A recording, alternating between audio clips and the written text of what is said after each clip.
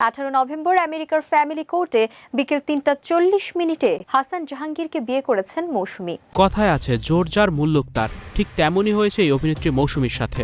সাম্প্রতিক সময়ে দেখা যাচ্ছে একদিকে আগামী ত্রয়োদশ জাতীয় সংসদ নির্বাচনের আমেজ তৈরি হয়েছে দেশের বিভিন্ন অঞ্চলে, আর অন্যদিকে সিনেমা পাড়ায় নেমেছে শোকের মাতম।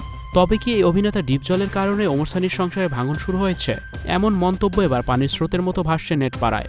অভিনেত্রী মৌসুমীর একটি ভুলের কারণে আজ পাগলের মতো হয়েছে ঢাকাই নায়ক ওমর সানি। ওমর সানি ও ঢাকাই সিনেমার নায়িকা মৌসুমীকে ঘিরে নেট পাড়ায় তোলপাড়।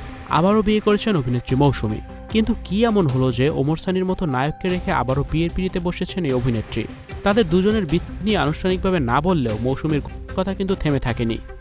বিয়ে করার পরে ৪২ বছর সংসার করার পরে আমি নারীদের উদ্দেশ্যে এই কথাগুলি বলব। বর্তমানে ডিজিটাল যুগে এসেও অনেক কথাই কিন্তু রাখলেও এই বর্তমান অনলাইনের যুগে সেসব হয়ে যায়। ঠিক তেমনভাবেই কিন্তু এই মৌসুমী ও চিত্রনায়ক ওমর সানির ঘিরে এবার নেট পাড়ায় তোলপাড়। গুণীজনরা বলে গিয়েছেন, যার রটে তা কিন্তু কিছু হলেও বটে।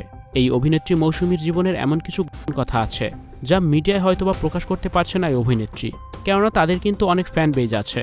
সবকিছু মন চাইলেও আসলে বলা যায় না। সাম্প্রতিক সময়ে তাদের রেশ কাটতে না কাটতেই নেট পাড়ায় ভেসে এসেছে তারা আসলে আর একসাথে থাকতে চাচ্ছে না বেশ কিছুদিন ধরেই। তাই তো ওমর সানির মতো একজন নায়ক বাংলাদেশের মতো দেশে একা ফেলে অভিনেত্রী মৌসুমী পাড়ি দিয়েছেন যুক্তরাষ্ট্রে।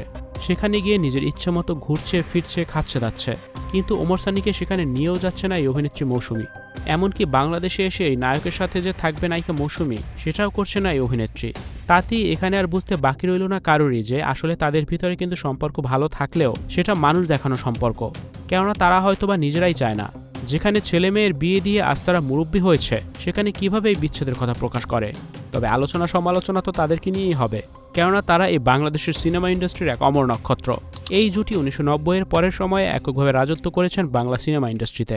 Icon focus 24 TV, powered by 4D Fourth Dimension।